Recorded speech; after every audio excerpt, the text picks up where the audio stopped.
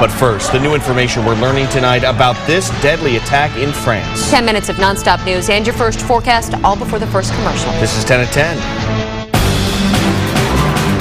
WPSD Local 6, your breaking news and weather authority.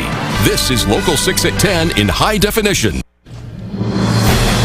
Breaking news, 80 people are confirmed dead and 50 others are injured in what's being called an attack in southern France. Police say a man drove a truck into a crowd carrying arms and explosives. The driver was shot and killed by police. France's president called him a terrorist character. This cell phone video shows dozens of people running away from the scene. Hundreds of them had gathered at a beach in Nice celebrating Bastille. It's a national holiday. A witness says the truck literally raced through crowds of all ages following fireworks. It was never, it never, came to a stop or anything. It just kept kind of zigzagging. I wouldn't say it was accelerating per se, but it kept fairly continuous speed as it kind of went through this crowd here.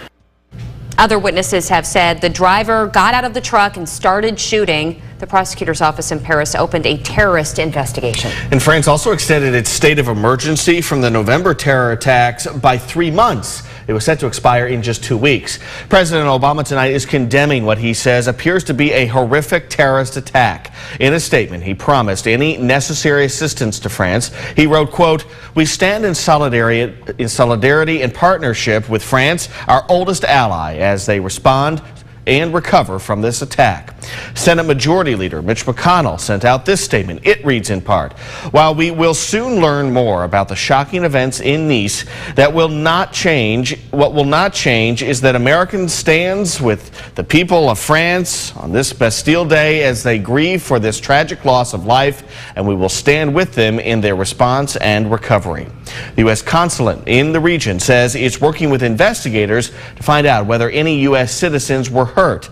It's encouraging Americans in the city to call family and friends. 40% said they were worried in the past 11 years. Our nation, however, may not be as likely a target as other countries for terrorists. Take a look at this map. Since ISIS rose to power in 2014, the organization has carried out 13 terrorist attacks in Europe. 8 in France, 2 in Belgium, 1 in London and Denmark, and 1 in Istanbul, Turkey. That's not on the map. Most of them were carried out directly by ISIS members. Now, the U.S. had 7 attacks during the same time period, including the one in San Bernardino, California. All of them were carried out by people inspired by ISIS. The key reason may be accessibility. Europe is much closer to Syria and Iraq than to the U.S., and it's easier to get around. Its rail system, Eurail, connects 24 European countries with Turkey. Yesterday, Turkey's president announced his country deported one of the men responsible for bombings in Brussels. A person with Syrian citizenship can go to Turkey without a visa. The U.S., on the other hand, strengthened its visa policies since the 9/11 terrorist attack. Tonight, FBI Director James Comey says the U.S. is not at risk. He says the agency has so far found no connections between the terrorists behind Brussels attacks and anyone in the United States. There are trees on this road. This tornado has all but stalled at this point. I've got to watch to make sure it does. That tornado is one of several that hit out west today. The severe weather led to 2 deaths and serious damage. Here's another tornado that touched down today. A news helicopter caught it in a rural area. This is about 100 miles south of Oklahoma City. That station reports the tall rope-shaped tornado stayed on the ground for at least 5 minutes. And this is what's left in parts of southern Oklahoma. Reporters there say the twisters destroyed at least 3 homes, overturned cars and trucks, and tore trees limb to limb. Strong storms are also moving into our area. We're already hearing about some damage. We've got reports of several trees down. This is in the Poplar Bluff, Missouri area over parts of Double P Highway. Let's check in with meteorologist Jennifer Rukavina. Some warnings out there, right? Yeah, and like you said, the Poplar More Bluff. than 48 hours after this EF3 tornado tore through portions of the Local 6 area, cleanup crews are making progress in Graves County. But rebuilding and repairing what was lost is just beginning for both home and business owners. Take a look. This is fresh drone video over Graves County today by TJ McKinney. We're told 14 businesses there were damaged in Tuesday's storms. Local 6's Robert Bradfield joins us live tonight at one of those businesses, Bennett Motors. And you know, Robert, I spoke with Mike Bennett on Tuesday right after that tornado. He was pretty shell-shocked. How's he doing today? Well, like many of his vehicles, he is still beat up about this, but he is trying to remain positive. Take a look at this vehicle here, busted up windshield. Many of his cars look like this, and many of his cars, unfortunately, are totaled. He does have insurance and says he could use some financial help to be able to reopen, and that's where the Mayfield Graves County Economic Development Team hopes to step in. One vehicle after another. The insurance agents plan to stay here through Saturday, and you can see why. It's Bennett's hopes to have all of these damaged vehicles out of here by Saturday. He also tells me that he will have a better estimate on the total cost of damage, hopefully, by Saturday. Reporting live tonight in Graves County, Robert Bradfield, WPSD Local 6. Well, Robert, do you know when Mike plans to reopen? Well, he has been closed since the tornado hit, and Jen, he is keeping his fingers crossed that he will be able to reopen by midweek next week. Jen. We hope so too. Robert, thank you. If you've been affected by the tornado, the Graves County Emergency Director wants you to email damage amounts to them. That email is at the bottom of your screen right now, gclepc@gmail.com. Again, gclepc@gmail.com. The amount of damage can help them determine whether the county will qualify for government aid at a later date. And up next, don't put away the ice scrapers or snow shovels just yet. Probably need them. Parts of our region are under a winter storm watch. What you can expect tomorrow and Friday. 10 minutes of nonstop news and your first forecast, all before the first commercial. This is 10 at 10. WPSD Local 6, your breaking news and weather authority. This is Local 6 at 10 in high definition. The first round of snow is over, but low temperatures can still be dangerous to you and your family. 2 children were out in the cold tonight with barely any clothes on. Graves County deputies say the 2 girls are 3 and 4. They walked out of a home on Construction Road, knocked on a neighbor's door. One of them wasn't wearing a shirt, the other barefoot. Deputies say they were at home with their mother's boyfriend, William Franklin, who told them he was in the bathroom when the children disappeared. Deputies did arrest him. He's charged with wanton endangerment. Well, not only are temperatures dangerous, they are creating some slick spots on the roads for drivers. Photojournalist Michael Bradford is driving on Old Mayfield Road, checking on road conditions for us right now. You can see the road mostly clear, but every now and again he's coming across a slick spot there. School closings and delays for tomorrow are scrolling now on the top of your screen. You can also find a full list on our web channel, WPSDLocal6.com. Meteorologist Trent Okerson is tracking another winter system headed our way. Trent, more snowfall? Yeah, looking increasingly likely. And up next, how to clear snow and ice from your car before your morning commute. We're live with a trick you may not know about that can save you money. You're watching WPSD Local 6.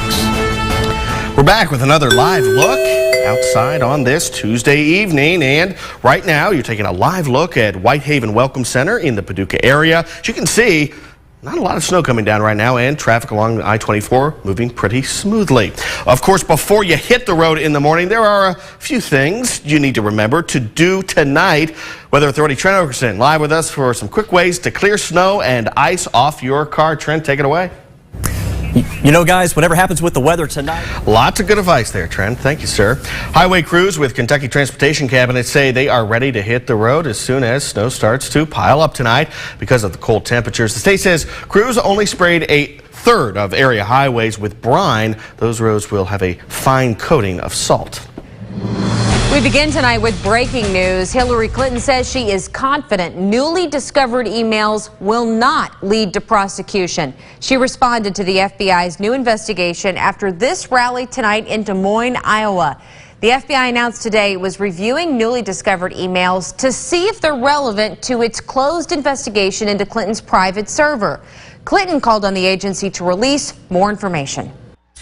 We are 11 days out from perhaps the most important national election of our lifetimes.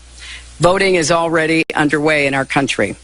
So the American people deserve to get the full and complete facts immediately.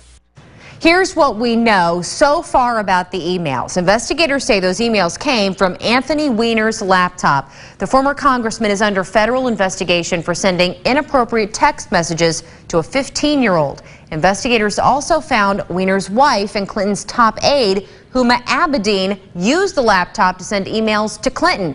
They are now checking to see if any of those messages contained classified information. Trump praised the FBI's announcement at this rally in Cedar Rapids, Iowa tonight. He said the new investigation offers a chance to correct, quote, a grave miscarriage of justice. The investigation is the biggest political scandal since Watergate, and it's everybody's hope that justice at last can be delivered.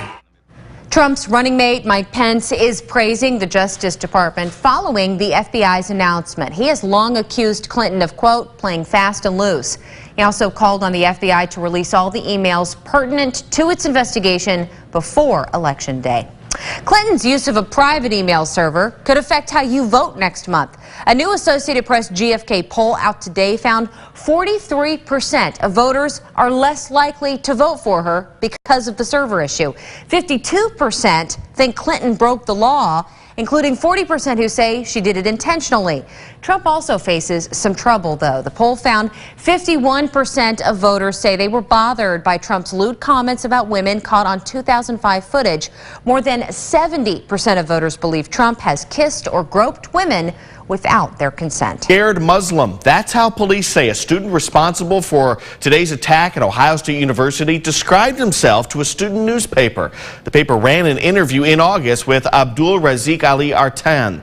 In it, Artan said he was a Muslim and said, quote, if people look at me, a Muslim praying, I don't know what they're going to think.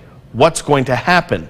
Police say Artan drove this car into pedestrians on the campus this morning, got out of the car and started stabbing people until a police officer shot and killed him. The attack injured 11 people and had the campus on lockdown. Investigators are still looking into why Artan carried out the attack. They say they are not ruling out terrorism. Leaders of mosques and Muslim organizations in Ohio are reacting. They say they are heartbroken and they strongly condemn the attack.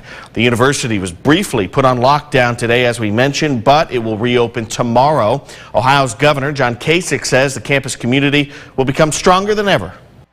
People are getting their confidence back, and Ohio State will be stronger having come through this, and we will have learned a lot.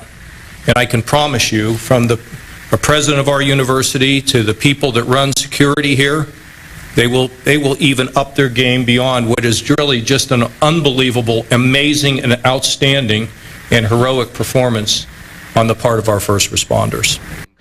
In New York City today, Vice President-elect Mike Pence called the attack tragic. He said his team's hearts go out to the families of those affected. And this campus police officer is being praised tonight for his quick acting in that situation. Officer Alan Hiroko shot and killed the suspect on Ohio State University's campus. The school's Department of Public Safety director says Hiroko did a fabulous job and is owed a debt of gratitude. Laptops, tablets, cell phones. Yeah, the new health problem you're creating when you toss all of these in the trash. Some patients will describe a burning, shooting pain. And the way some doctors are relieving that post-surgery pain in breast cancer patients next at 10. Smartphones and tablets that we use every day are creating a new trash problem that could harm your health. A study from the United Nations University found a growing number of gadgets and more people who could afford to buy them have led to a 63% increase in electronic waste in Asia. The study says phones, computers, and other appliances contributed to 12.3 million tons of e-waste generated across the continent between 2010 and 2015. China alone more than doubled its electronic trash within that time frame. Tech products often contain lead and mercury. When they get burnt in a landfill, they can then cause chronic health problems. We'll be right back. Are you one of the 15 million people worldwide who've downloaded Pokemon Go? It is the fastest growing downloaded cell phone app. The virtual game is making its way to downtown Paducah, where its avid players spend all night trying to catch all of the Pokemon. Local 6's Robert Bradfield is live for us at the riverfront. Robert, how's the experience? Well, it really feels like I've made about 100 new fast friends. All of these people playing Pokemon Go, and they're also transforming really the look of downtown Paducah. They weren't here about 2 weeks ago, but they are now getting outside to play this game. There's also a safety component to this, one that Paducah police are warning you about before you download the game. The latest gaming craze. So far, Paducah police have said that they have not responded to any emergencies down here right now. Morgan says if you are craving to play the game while you are driving, have a designated driver so you can then play in the passenger seat. Also tonight, if you are caught playing the game while driving, you could face charges similar to texting while driving. We're downtown tonight. Robert Bradfield, WPSD Local 6. Robert, thanks. Police also warn you could be held liable for any damage you cause, including charges of trespassing. And we actually just noticed because Todd downloaded Pokemon Go. I'm not any good at it. But when you first open it up, it warns you to be aware. It says, please be aware of your surroundings at all times. So that's don't stare down and walk into the street. Important to do that. You've caught how many now? I felt like I was walking into a trap. Read them for us. I have a Charmander and a Pidgey and an Eevee. A Pidgey? A Pidgey and an Eevee. I have no idea what that means, but he's I've caught 5 him. total. Yeah. I'm really proud of him. You're a big boy. Yeah. Yeah.